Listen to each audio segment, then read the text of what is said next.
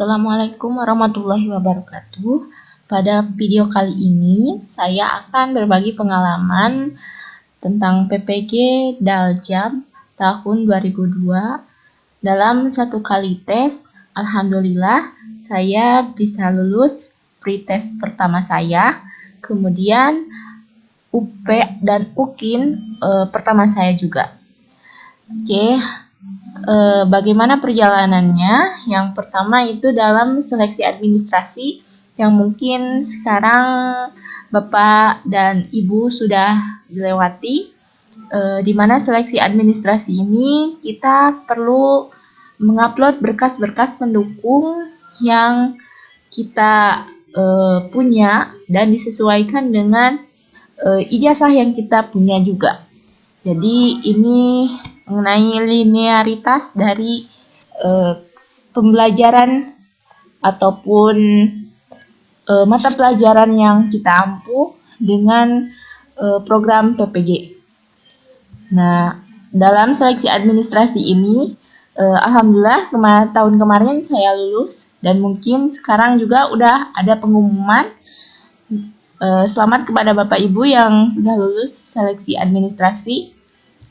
Nah, kemudian setelah seleksi administrasi, saya melaksanakan pretest. Di mana pretest ini juga, alhamdulillah saya lulus.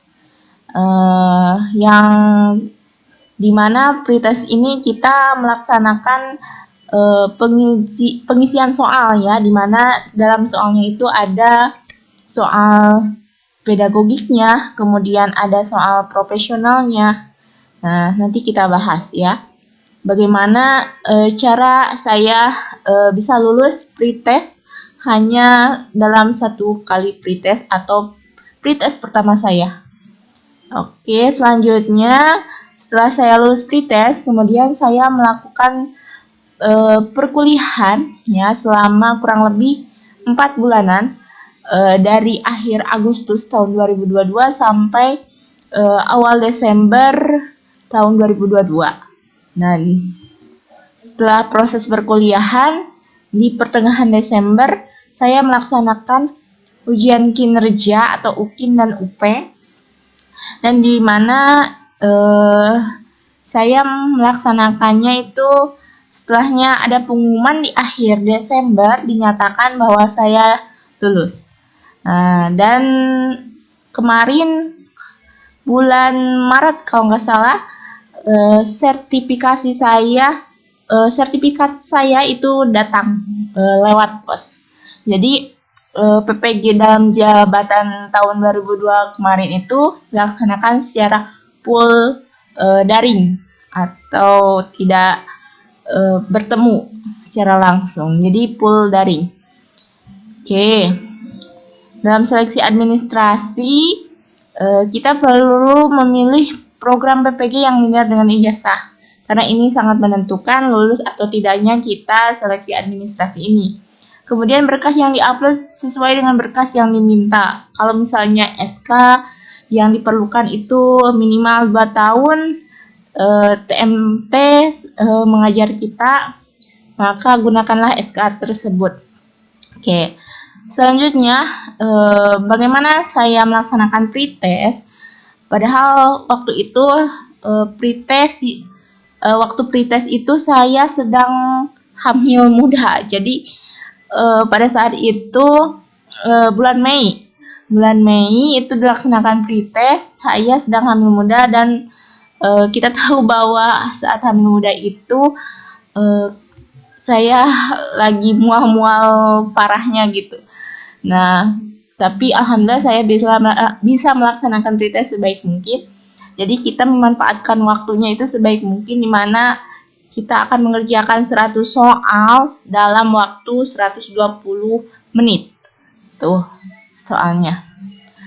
Kemudian kita kerjakan soal dengan melihat kata kunci. Jadi karena rata-rata soal yang saya temui itu pada saat pretest itu pada panjang seperti cerita gitu ya, yang saya mungkin sudah bahas di video sebelumnya ataupun video yang akan saya bahas tentang soal pretest ATAN UP. itu banyak sekali bacaan. Jadi kita hanya perlu melihat kata kuncinya supaya kita bisa memanfaatkan waktu sebaik mungkin dan menjawab semua soal dengan baik. Oke, selanjutnya kita perbanyak latihan soal sebelum pretest. Ya, kalau pengalaman saya, itu saya banyak menonton video di YouTube. Jadi, karena waktu saya itu terbatas dan tidak fokus gitu saat membaca, jadi saya lebih fokus melihat video latihan soal di YouTube. Kemudian hal yang terpenting itu adalah perbanyak berdoa. Kalau yang beragama Islam mungkin perbanyaklah sholat malam, kemudian berdoa dan minta doa dari keluarga kita, terutama misalnya kalau punya suami, dari suami kita, karena saat itu kita perlu dukungan, baik itu moral ataupun lainnya, karena nanti saat perkuliahan itu benar-benar banyak waktu yang dihabiskan gitu ya. Jadi kita perlu dukungan juga dari keluarga kita. Nah, kemudian minta doa juga dari orang tua kita, karena itu adalah hal yang terpenting. Oke, itu ya tips untuk melaksanakan pretest dari saya. Oke, nah ini dokumentasi saat saya melaksanakan pretest. Saya itu ada di nomor 10 yang ini nih.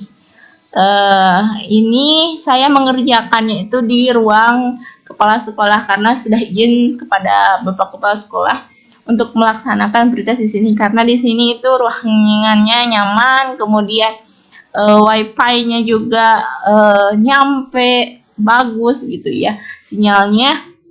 Jadi saya mengerjakan di sini, tidak terganggu sama yang lain, karena untuk pelaksanaan pretest ini harus benar-benar ruangannya itu sepi, tidak boleh ada orang lain, kemudian diharapkan tidak ada suara yang mengganggu gitu, karena bisa mengganggu konsentrasi. Nanti itu akan soundnya itu bukan sound apa ya, mikrofonnya itu tidak dimatikan, jadi harus benar-benar nyala. Takutnya kalau kita ada di daerah yang ramai gitu, nanti akan mengganggu kepada yang lainnya. Oke, selanjutnya dalam proses perkuliahan saya mengikuti kegiatan perkuliahan sesuai dengan arahan dari dosen. Ya, karena kalau misalnya dosennya itu mintanya waktu jam berapa gitu, pagi, karena saya itu kemarin kuliahnya itu di UNESA, jadi di daerah Jawa Timur, makanya hampir perbedaannya itu 2 jam. Jadi ketika dari sana jam 8, jadi saya harus sudah standby jam 6 pagi, seperti itu. Jadi harus siap-siap dengan konsekuensi sesuai dengan arahan dari dosen, seperti itu.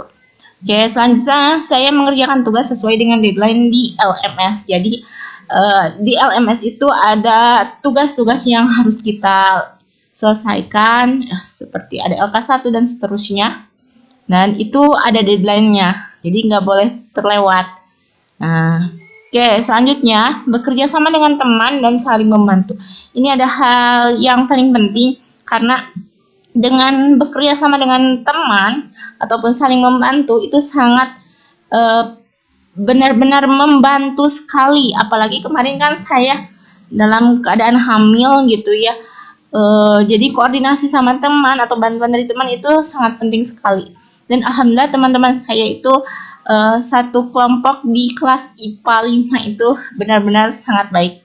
Terutama kelompok 1. Ya, itu sangat benar-benar membantu saya saat perkuliahan kemarin. Dan itu merupakan salah satu faktor yang mendukung kelulusan saya. Oke, selanjutnya ikutlah perkuliahan dengan baik meskipun santai tapi serius. Ya, jadi sebenarnya dalam perkuliahan ini memang santai, karena dalam satu hari itu kurang lebih perkuliahannya 3 sampai 5 jam per hari, Senin sampai Sabtu. Kalau kemarin saya seperti itu. Setiap harinya waktunya, dan waktunya itu disesuaikan dari dosennya. Nah, terus kemudian kalau kita ada sesuatu, mintalah keringanan kepada dosen atau guru pamong kalau misalnya kita dalam keadaan kurang baik, sakit, atau memiliki hal yang penting atau darurat. Seperti kemarin saya pada bulan Desember tanggal 5 itu saya melahirkan gitu. Jadi sebelumnya saya sudah minta bantuan kepada teman-teman saya, terutama ketua kelas saya dan dosen-dosen ataupun guru pamong untuk meminta bantuan. Makanya saya didahulukan dalam kegiatan PPL, kemudian kegiatan UKIN gitu. Meskipun belum waktunya, seperti itu. Jadi itu sangat membantu saya dalam proses perkuliahan. Oke, ini adalah dokumentasi saat perkuliahan pertama saya setelah memiliki bayi ya, setelah melahirkan. Ini foto dede bayi ya, dede bayi. Di sini ada teman-teman saya dan guru pamong saya, Pak Alim. Ini teman-teman saya. Yang lainnya tidak on cam ya. Oke. Nah, ini juga sama ya. Oke, ini teman saya dari kelompok 1 saat Zoom perkuliahan. Nah, ini adalah salah satu contoh gambaran dari LMS yang kita kerjakan tugas-tugasnya itu setiap hari. Ini contohnya baru 80% selesai dikerjakan dari tugas-tugas saya. Oke, selanjutnya di sini setelah kita melaksanakan perkuliahan, nanti akan dilaksanakan ujian kinerja, di mana ujian kinerja ini atau UKIN ini ada beberapa syaratnya. Contohnya itu RPP yang digunakan itu bukan syarat ya, ini mah salah satu apa ya? Oke, di mana ujian kinerja. Nah, selanjutnya itu adalah ujian kinerja, di mana ujian kinerja ini kita harus memilih RPP yang terbaik yang kita gunakan, karena nanti akan dinilai secara langsung oleh dosen dan menentukan kelulusan dari ujian kinerja ini. Kemudian media dan sarana prasarana yang dipersiapkan dengan baik.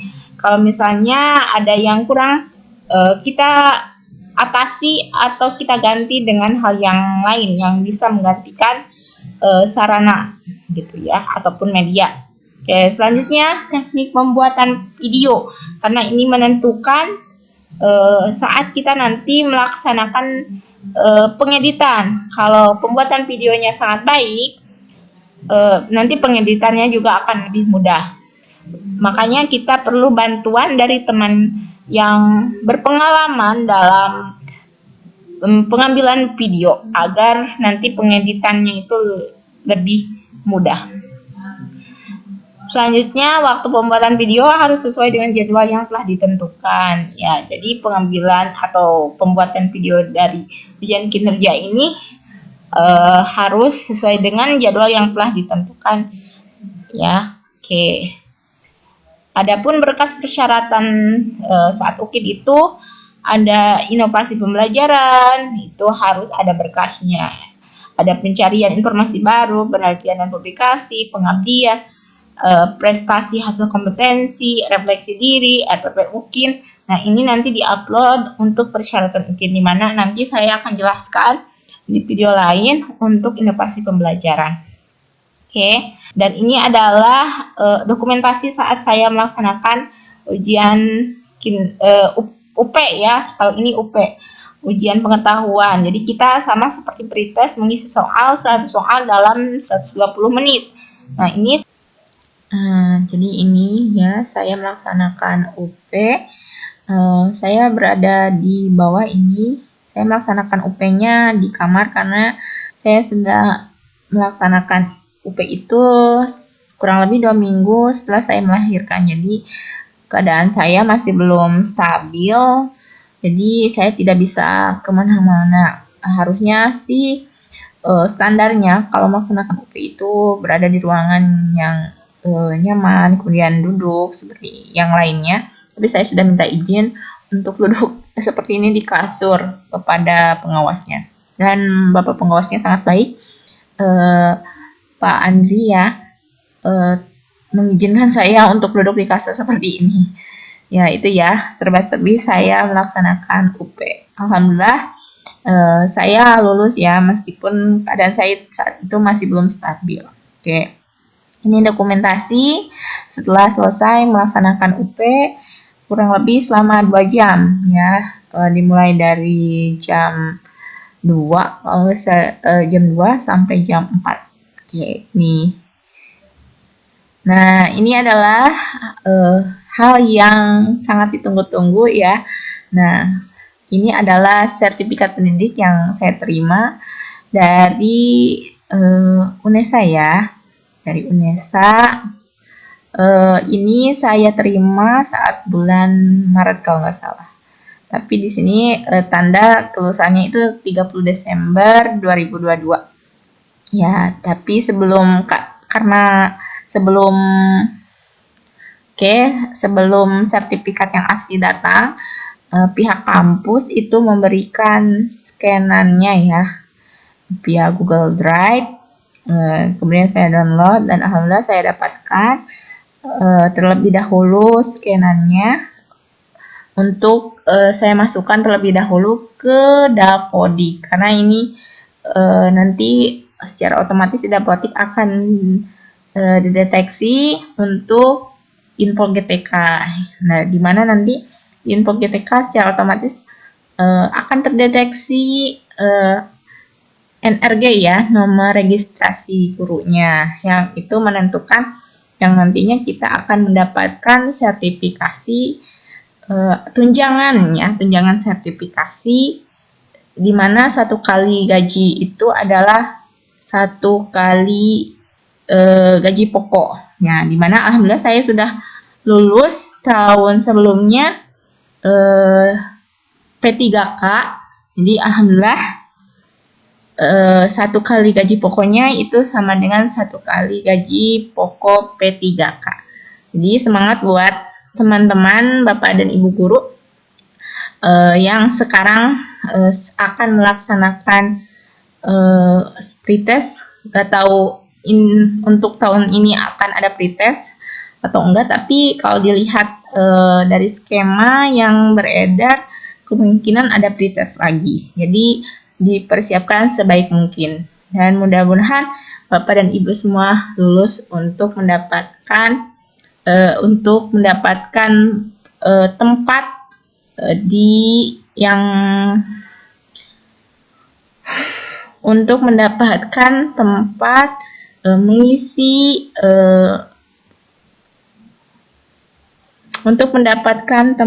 mengisi perkuliahan di salah satu universitas ya, yang nantinya berjalan perkuliahannya kurang lebih, kalau saya karena TMT saya di atas 2015, jadi saya perkuliahannya kurang lebih 4 bulanan. Kalau di bawah 2015 kurang lebih perkuliahannya selama 3 bulan seperti itu ya.